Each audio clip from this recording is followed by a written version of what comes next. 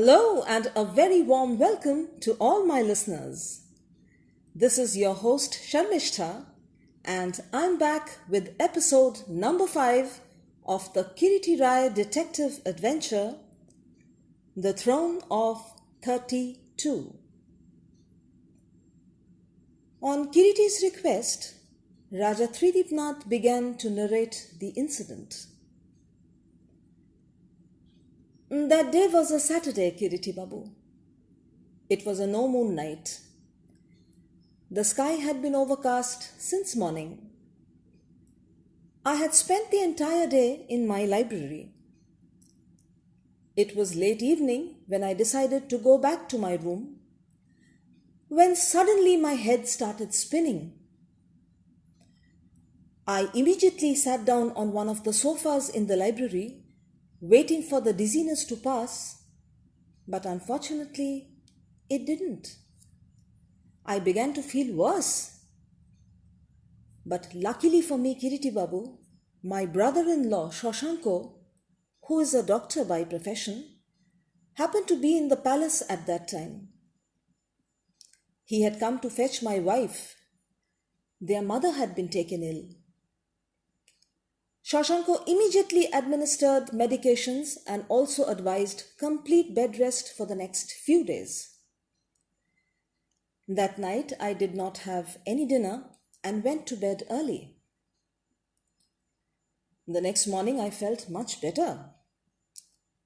My wife and her brother too left for Kolkata that morning.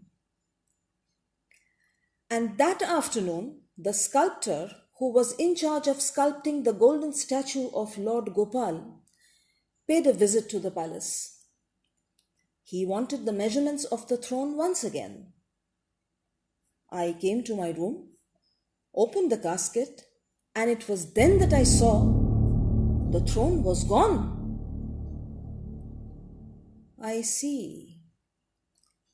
And I assume, Raja Bahadur, that everyone knows that the throne is in the casket?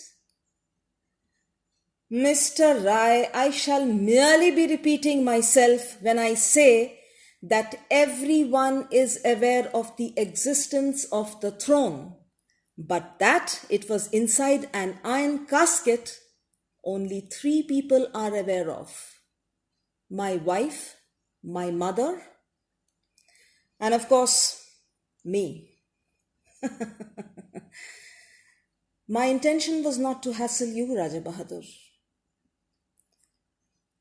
Your mother or your wife may have spoken about it to someone. No, Mr. Rai, they wouldn't. I know them very well and I trust them. Indeed, Raja Bahadur. But there is also a saying that a woman can never keep a secret. Anyway, that's not important. What about your servant? You mentioned the other day that he's been with you for a very long time now. Does he know? No, Mr. Rai, my servant knows nothing. Who else of the royal family is here, Raja Bahadur? My widowed sister and my uncle, my father's younger brother.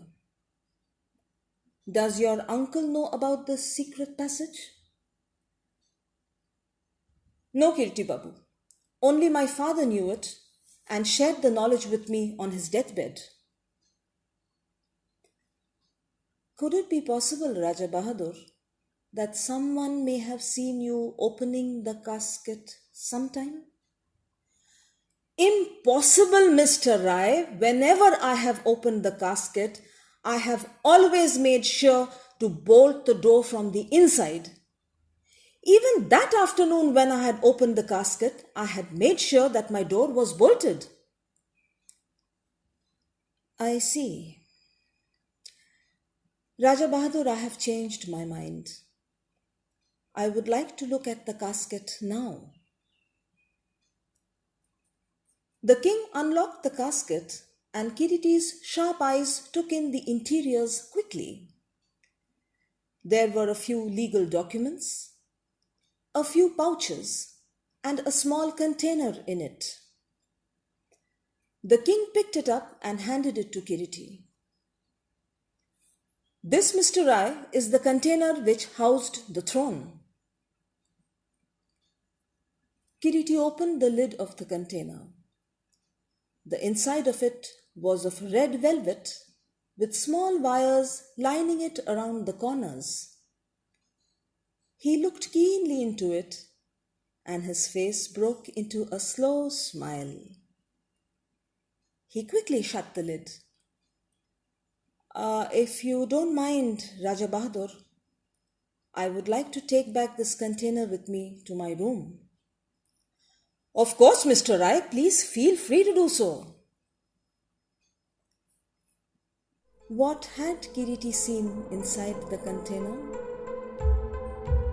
What secret would a small container reveal to Kiriti? We shall find out when I return on Friday, the 13th of November. Till then,